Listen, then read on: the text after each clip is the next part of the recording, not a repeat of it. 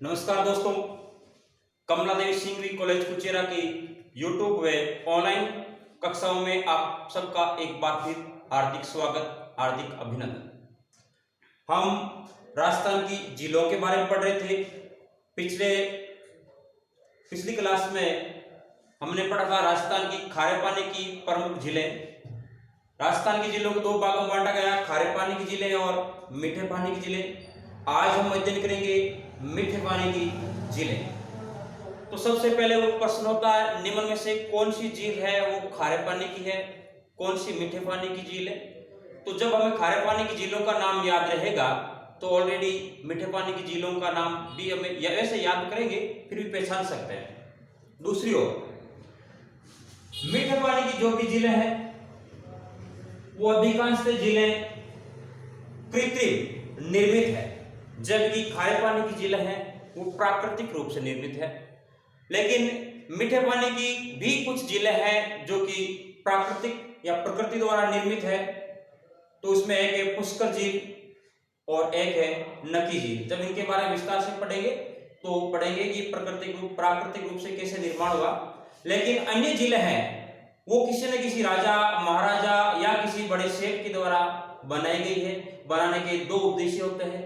एक तो उद्देश्य, यदि किसी नदी पर बनाया गया है तो उसका तो उद्देश्य है कि अपने आसपास के क्षेत्र को बाढ़ से बचाने के लिए उस नहर निकाल करके या किसी झील का निर्माण किया गया है। दूसरी बात कि आसपास के क्षेत्र में पेयजल व अन्य प्रकार की सुविधा उपलब्ध करवाने के लिए मीठे पानी की झीलों का निर्माण किया गया है। जब भी झीलों के बारे में क्वेश्चन आता है तो हमारे दिमाग में आता है कि पूरे राजस्थान की झीलें हमें पढ़नी है या पूरा राजस्थान जिसकी झीलों की स्थिति हमें पढ़नी है। सामान्य रूप से आप सबको राजस्थान की भौतिक स्थिति जो याद है उस आधार पर हम देखते हैं।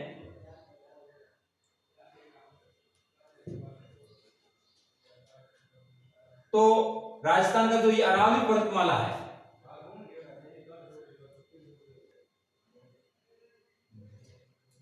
सामान्यतः है जब झीलों की स्थिति आती है तब चाहे खारे पानी की झीलें हो चाहे मीठे पानी की झीलें हो, एक तो ये जो राजस्थान का मरुस्थलीय क्षेत्र होता है इस क्षेत्र की झीलें हैं, एक जिसमें अरावली पर्वतमाला का विस्तार है वो झील है।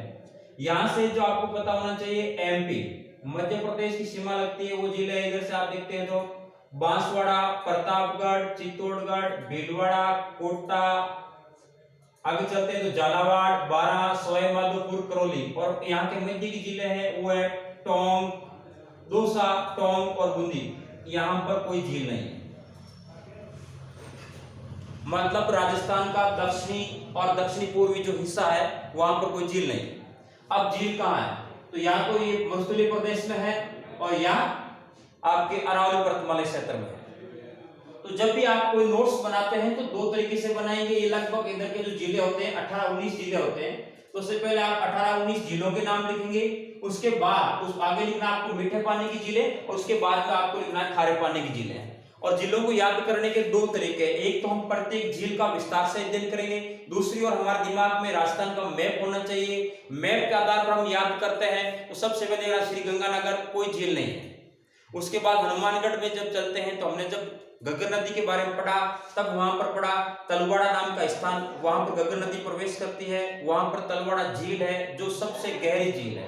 उसके बाद चलते हैं बीकानेर जहां पर आपने लुणकरण सर जो खारे पानी की झील, कोलाई ये मीठे पानी की झील। फिर चलते हैं जैसलमेर जहाँ गढ़ सिसर और बू झील मीठे पानी की झील है। उससे नीचे चलते हैं बाड़मेर, तो वहां पर जो पंचपदरा झील थी खारे पानी की झील थी। उसके बाद चलते हैं सिरोही जहां पर जालोर कोई झील नहीं है, सिरोही है, तो वहां पर सिरोही में जो माउंट आबू सबसे ऊंची झील नकी झील। तो इस प्रकार भौतिक आधार पर हमें मैप के आधार पर याद करना है। हम पढ़ रहे हैं मीठे पानी की झीलें, तो मीठे पानी की झीलों के वैसे बहुत सारे लोगों ने ट्रिक बनाए, ट्रिक से याद नहीं करें, आप भौतिक रूप से ही याद करेंगे। लेकिन जब भी कोई प्रश्न पूछ लिया जाता है कि निम्न में से कौन सी मीठे पानी की झील है, तो ध्यान रखना जिस झील के आगे सागर या समंद, अंत में सागर या समंद नाम आए तो वो मीठे पानी की झील है, खारे पानी की झील के नहीं आता है। और उदाहरण के तौर पर जो अजमेर में है जी हौई सागर है या अन्ना सागर है या फतेह सागर है, अंत में सागर है, मीठे पानी की झील है। उदय सागर है, गैव सागर है, कनक सागर है या मान सागर। मान सागर जयपुर, कनक सागर बीकानेर, गैव सागर डूंगरपुर, उदय सागर उदयपुर। इस प्रकार जिसके अंत में सागर आए वो झील मीठे पानी की होगी। या जो संबंध आता है अंत में, जैसे बाल संबंध है, राज संबंध है, नंद संबंध है या जय संबंध है, तो इन झीलों के बारे में पढ़ेंगे। कौन सी झील कहाँ है? सामान्य रूप से मीठे और खारे पानी की झीलों में यदि अंतर करना है तो जो सागर और संबंध ये याद रखना है। कुछ अन्य झीलें हैं जिनके बारे में हमें नाम याद करेंगे, जैसे नकी झील है, पुष्कर झील है या बाल संबंध झील है, तो उनके कोई नाम नहीं है, भूल पीछे नहीं आता है सामान्य रूप से। तो हम जब झीलों के बारे में पढ़ते हैं तो सबसे पहले देखिए राजस्थान में प्रश्न आता है सबसे अधिक झीलें कहां पर है? उदयपुर। दूसरा प्रश्न, राजस्थान में सबसे अधिक मीठे पानी की झीलें कहां है? उदयपुर। राजस्थान में झीलों की नगरी किसे कहते हैं? उदयपुर। लेकिन प्रश्न को ऐसे ही पूछ लिया जाता है कि राजस्थान में सबसे अधिक झीलें कहां है और आगे लिख दिया जाता है खारे पानी की। हम क्या प्रश्न पहले आधा पढ़ते हैं तो होता है नागौर। राजस्थान जहां पर हमने पढ़ा था, नागौर में कुचामन है, डेगाना है और बहुत सारी झीलें हैं जो कि खारे पानी की झीलें हैं। तो हम पढ़ते हैं उदयपुर की झीलों के बारे में। उदयपुर की कुछ 5 झीलें हैं जिनका विस्तार से अध्ययन करेंगे हम। तो सबसे पहले पढ़ते हैं हम पिछोला झील। नंबर 1 पिछोला झील। उदयपुर की सबसे पुरानी या सबसे पहले लगभग 14वीं सदी में राणा लाखा शासक थे। उस समय किसी एक बंजारे के द्वारा निर्मित। तो पिछोला झील का निर्माण किसने करवाया? बंजारे ने। जैसे कहते हैं पच्छू बंजारा या पुच्छू बंजारा। पुच्छू बंजारे के द्वारा, सामान्य बंजारे के द्वारा। प्रश्न पूछा गया कौन सी झील है जिसका निर्माण बंजारे के द्वारा किया गया। और इसके अलावा एक दंत कथा भी है कि यहाँ जो उदयपुर के राजमहल है, राजमहल के पीछे किसी बंजारे ने अपने बेल की याद में एक झील का निर्माण करवाया। राजमहलों के पीछे होने के कारण इसको पिछोला झील कहते हैं और किसी बेल जिनकी याद में ये बनाया गया, वो एक दंत कथा है। लेकिन हमें किस काल में हुआ? कुछ लोग किस राजा के काल में हुआ? तो राणा लाखा के। किसके द्वारा करवाया गया निर्माण? तो बंजारे के द्वारा। किस सदी में हुआ था? तो ये जो झील है उनमें सबसे पुरानी झील है 14वीं सदी में। अब इस झील, ये जो झील है, इस झील में 2 टापू है। जैसे कि समुद्र सागर बड़ा होता है तो वहां पर जो होता है वो तो द्वीप, यहाँ जो झील है छोटा, वहां पर 2 टापू है, स्थलीय भाग है। उन पर 2 बड़ी अच्छी इमारतें बनी हुई है।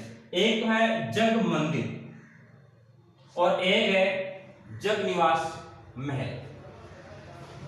इन दोनों के बारे में भी ये पहले देखना है कि कौन सी झील है जिसमें 2 टापू। ध्यान रखना, एक झील हम पढ़ेंगे जिसमें 7 टापुओं के बारे में पढ़ेंगे, वो उस बड़ा टापू कौन सा है, छोटे यहाँ पढ़े, छोटे के बाद में नहीं है। तो इसमें से ये पूछा जाता है कि पहले किसका निर्माण हुआ? तो जैसे इसमें आता है जग मंदिर, मंदिर का पहले निर्माण हुआ था, और जग निवास, जैसे निवास के आधार पर महल का आधार पर उसका बाद में निर्माण हुआ था। आप एक जो इतिहास में पढ़ते हैं खुर्रम, जो कि शासक बनने के बाद में वो शाहजहां के नाम से मशहूर हुए थे। इसके बारे में बहुत पता है लेकिन लंबा टॉपिक हो जाएगा। तो शाहजहां जब अपने पिता से विद्रोह करते हैं तो किस झील में आश्रय लेते हैं या कहां छुपते हैं? तो होता है पिछोला झील। अब पूछ लिया जाता है कि कहां रुका?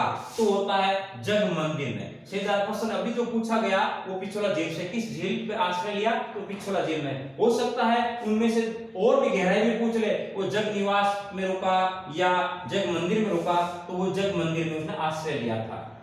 अब इस झील के किनारे एक नटनी का चबूतरा, जिसके बारे में इतिहास में आपने पढ़ा है किस प्रकार उसके बारे में बनाया, लेकिन ये हमें इतना याद रखना है, नटनी या नटनी का चबूतरा किस झील के किनारे है? पिछोला झील के किनारे है। इसके बाद में यह देखना है करणी माता का मंदिर, इसके किनारे करणी माता का छोटा सा मंदिर है। वैसे देखते हैं तो करणी माता का मंदिर है वो बीकानेर का प्रसिद्ध है, लेकिन यहाँ करणी माता का मंदिर क्यों प्रसिद्ध है?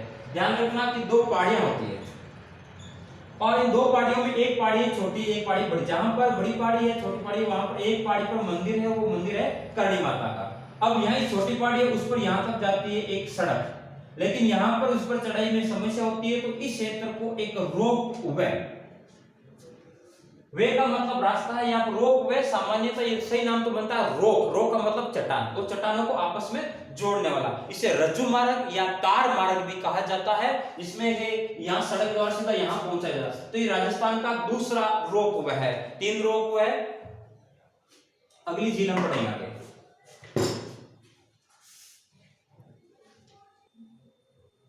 दोस्तों दूसरी जो झील, महत्वपूर्ण झील, ये भी एक उदयपुर की झील, जयसमंद झील। ध्यान रखना जयसमंद झील कहाँ है, सीधा उतरता है उदयपुर। पहला। दूसरी बात, निर्माण किसने करवाया? झील का नाम है जयसमंद, तो यहां तो है जय से लेके आगे सिंह जोड़ देना, जय सिंह द्वारा, राणा जय सिंह द्वारा। कब करवाया गया? 1687 से 1691 के बीच। ये प्रश्न पूछा गया है, जयसमंद झील का निर्माण किसके द्वारा करवाया गया? राणा जय सिंह के द्वारा। कब करवाया गया? 1687 से 1691 के बीच। ये प्रश्न आया है एक बार एग्जाम में, किस झील को ढेबर झील कहा जाता है? तो जयसमंद झील को ढेबर झील कहा जाता है। क्यों कहा जाता है? क्योंकि जो उदयपुर और उसके आसपास का क्षेत्र है वो पहाड़ी क्षेत्र है। तो पहाड़ी क्षेत्र में कोई दरा होता है, दरा मतलब जहां से हम इस क्षेत्र को पार कर सकते हैं। तो ढेबर नाम का एक दरा है और इस 2 पहाड़ियों के बीच में इस झील का निर्माण किया गया है, अतः इसका उपनाम है ढेबर झील। ढेबर झील, जयसमंद झील कहां पर है, किसने निर्माण करवाया, कब निर्माण करवाया? ऐसा कहा जाता है कि इसमें 9 से ज्यादा नदियां और बहुत सारे नाले आते थे, लेकिन वर्तमान में मुख्य रूप से ये जिस नदी के किनारे बनी हुई है उसका नाम है गोमती नदी। तो अगला प्रश्न है कि जयसमंद झील है वो किस नदी के किनारे बनी हुई है? तो है गोमती नदी। बाकी अन्य झीलें जो हम पढ़ते जाएंगे तो नदियों का नाम भी साथ साथ लिख लेंगे। मोस्ट इंपॉर्टेंट, ये कृत्रिम झील क्यों निर्मित है? तो कृत्रिम झील तो है ही, प्राकृतिक झील नहीं है। तो प्रश्न, राजस्थान की सबसे बड़ी कृत्रिम झील कौन सी है? तो आएगा जयसमंद, सबसे बड़ी। लेकिन इसी प्रश्न को दूसरी तरीके से पूछ ले कि राजस्थान की सबसे बड़ी प्राकृतिक झील कौन सी है? तो उत्तर होगा पुष्कर। पुष्कर झील है जिसको सबसे बड़ी प्राकृतिक झील होने का गौरव है, जबकि यह राजस्थान की सबसे बड़ी कृत्रिम झील है। तो दोस्तों इस झील में कितने टापू है ये भी याद रखना। संख्या है इसमें 7 टापू है, मतलब कुछ भूभागीय स्तर है बीच में। उन 7 टापुओं में जो बड़ा टापू है, सबसे बड़ा टापू है, उसका नाम है बाबा का भांगड़ा। प्रश्न पूछा गया है कि जयसमंद झील में सबसे बड़ा टापू कौन सा है? उत्तर होगा बाबा का भांगड़ा। और दूसरा सबसे छोटा टापू कौन सा है? तो प्यारे। तो बाकी टापुओं का ऐसे एक बाबा का मंगरा भी है, ये से याद रखने की ज्यादा जरूरत नहीं है, लेकिन बड़े और छोटे नाम याद कैसे रख सकते हैं? परिवार में जो सबसे बड़ा होता है उसे बाबा कहते हैं, तो बाबा का भांगड़ा। जो सबसे छोटा होता है सबका प्यारा होता है, अतः वह प्यारी। सबसे छोटा टापू है वो प्यारी, सबसे बड़ा है वो बाबा का भांगड़ा। ये जो टापू है इनमें कुछ जनजाति के लोग रहते हैं। कौन सी जनजाति के लोग रहते हैं? तो मीणा जनजाति के लोग रहते हैं। जब हम नकी झील पढ़ेंगे तो वो ग्रासियों की महत्वपूर्ण होगी, तो किस झील का किस जनजाति से संबंध है वो भी पढ़ना है। और इसके अलावा इस झील से 2 नहरें निकाली गई है जो कि सिंचाई के लिए और पेयजल के, एक तो है भाट नहर और एक है श्यामपुरा नहर। ये 2 नहरें हैं जो कि इस झील से निकाली गई है। दोस्तों इसको आप कैसे भी पॉज करें, चाहे स्क्रीनशॉट लेके अपने खुद के डायग्राम बना के याद करें, अधिक याद होगा। हम अगली झील लेते हैं, उदयपुर की एक और झील जिसका नाम है फतेह। हाँ, अगली झील फतेह सागर झील। फतेह सागर झील भी उदयपुर में है। अभी हम जो झील पढ़ी है उनमें हमने पढ़ी एक पिछोला झील उदयपुर में, दूसरी जो हमने पढ़ी थी वो भी झील और तीसरी झील ये फतेह सागर झील, ये भी यही है। एक झील और पढ़ेंगे। तो देखिए आगे, इसका निर्माण किसने करवाया? महाराणा जय सिंह ने जो जयसमंद झील का निर्माण करवाया था 1687 से 91 के बीच में, उसी समय उन्हीं महाराणा जय सिंह ने एक तालाब के रूप में इसका निर्माण करवाया। लेकिन बाद में महाराणा फतेह सिंह द्वारा इसका पुनर्निर्माण करवाया गया। महाराणा फतेह सिंह द्वारा पुनर्निर्माण करवाया गया। इसी आधार पर इसका नाम रखा गया फतेह सागर झील। इस झील के निर्माण का जो नींव का पत्थर है वो ड्यूक ऑफ कनॉट द्वारा रखा गया। अतः इस झील को कनॉट झील भी कहा जाता है। तो किस झील को कनॉट झील कहा जाता है? फतेह सागर झील को। क्यों? क्योंकि इस झील के निर्माण का जो नींव का पत्थर शुरुआत की गई वो इनके द्वारा की गई। अतः इन्हीं के नाम के आधार पर इस झील को कनॉट झील भी कहा जाता है। देश की प्रथम सौर वेधशाला इसी झील पर, सौर वेधशाला। और इस झील पर एक टापू है जिस पर नेहरू उद्यान निर्मित है, एक बगीचा बाग जिसे कहते हैं नेहरू उद्यान। ये तो इसकी सामान्य जानकारी। तो सबसे पहले हमने पढ़ा था पिछोला झील। पिछोला झील, जैसे ये पिछोला झील है तो पिछोला झील के ऊपर उत्तर की ओर इधर है ये फतेह सागर झील, और इन दोनों झीलों को आपस में जोड़ने के लिए एक नहर का निर्माण किया गया, बीच में एक झील का निर्माण। तो ये है पिछोला झील और यह है फतेह सागर झील। इन दोनों को जोड़ने के लिए किस झील का निर्माण किया गया? तो उत्तर होगा स्वरूप सागर, स्वरूप सागर झील। अब ये बीच में स्वरूप सागर है और एक नहर के द्वारा स्वरूप सागर झील या स्वरूप सागर नहर के द्वारा पिछोला झील व फतेह सागर झील को आपस में जोड़ा जाता है। अब इसमें मुख्य रूप से अंतिम झील जो हम पढ़ेंगे वो झील होगी हमारी उदय सागर झील। तो दोस्तों, उदयपुर की जो झीलें पढ़ रहे हैं उसी क्रम में अंतिम झील पढ़ रहे हैं उदय सागर झील। तो इसके बारे में पहली बात ये होती है कि उदय सागर झील कहाँ है? नाम से ही पता चल जाता है, उदयपुर में। कहाँ है? उदयपुर में। अब निर्माण किसने करवाया? वही ना, उदय सागर। तो निर्माण महाराणा उदय सिंह, महाराणा उदय सिंह ने उदय सागर झील का निर्माण करवाया। अब देखिए इसके बारे में वैसे हम पढ़ चुके हैं लेकिन वापस पढ़ते हैं। यहाँ उदयपुर में कुछ पहाड़ियां हैं, गोकुंदा की पहाड़ियां। इन पहाड़ियों से एक नदी निकलती है, नदी का नाम है आयर नदी। ये नदी निकलती है, इस नदी के किनारे या यहाँ पर इसके पानी को रोक करके एक झील का निर्माण किया गया है और उस झील का नाम है उदय सागर झील। प्रश्न, जब ये नदी इससे आगे बहती है तो इस नदी का नाम हो जाता है बेड़च।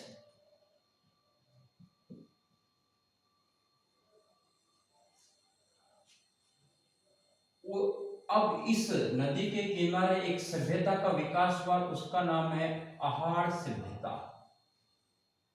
ध्यान रखना, अहाड़ सभ्यता का विकास किस नदी के किनारे हुआ? तो उत्तर होगा आयर नदी के किनारे। कहाँ हुआ? तो उदयपुर में। अब इसमें जो यहाँ जो यदि ऑप्शन में आयर और बेड़च दोनों आ जाते हैं तो आयर ही सही होगा। दूसरा प्रश्न कि उदय सागर झील के बाद आयर नदी को किस नाम से जाना जाता है? तो बेड़च नाम से जाना जाता है। प्रश्न को उल्टा करके पूछ ले कि बेड़च नदी को उदय सागर झील से पहले किस नाम से जाना जाता है? तब कहते हैं आयर। किस नदी के किनारे, किस नदी के पानी को रोककर बनाया गया है? तो आयर नदी को पानी को रोककर बनाया गया है, क्योंकि बेड़च झील है, इसका उद्गम इसके बाद में होता है। तो जो अभी तक हमने ये जिलें पढ़ी है, सभी के सभी जिले उदयपुर की जिले हैं। अन्य जिले और बहुत सारी जिले हैं, जिसमें अजमेर की 3 जिले होगी, जिसमें आप जानते हैं अन्ना सागर है या फाई सागर है, पुष्कर झील है, और भी बालसमंद झील है, राजसमंद झील है, छोटी मोटी झीलें पढ़ेंगे। अधिकांश जिलों में कोई ज़्यादा जानकारी है नहीं, कुछ 5-7 जिले हैं जिनके बारे में हम विस्तृत रूप से पढ़ेंगे। कुछ जिले हैं जिनमें केवल हमें जिला और उस झील का नाम याद रखना है, तो एक वीडियो और बनाएंगे, ये वीडियो लंबा हो जाएगा। अतः बहुत बहुत धन्यवाद, आप चैनल को अधिक से अधिक देखें। इसमें यदि आपको कोई नई चीज लगे तो वो आप खुद नोट्स बनाइए, खुद लिखिए, और यदि हमारी कोई गलती है तो आप कमेंट करके हमें बताइए, ताकि हम सुधारें और कुछ नया करें। धन्यवाद।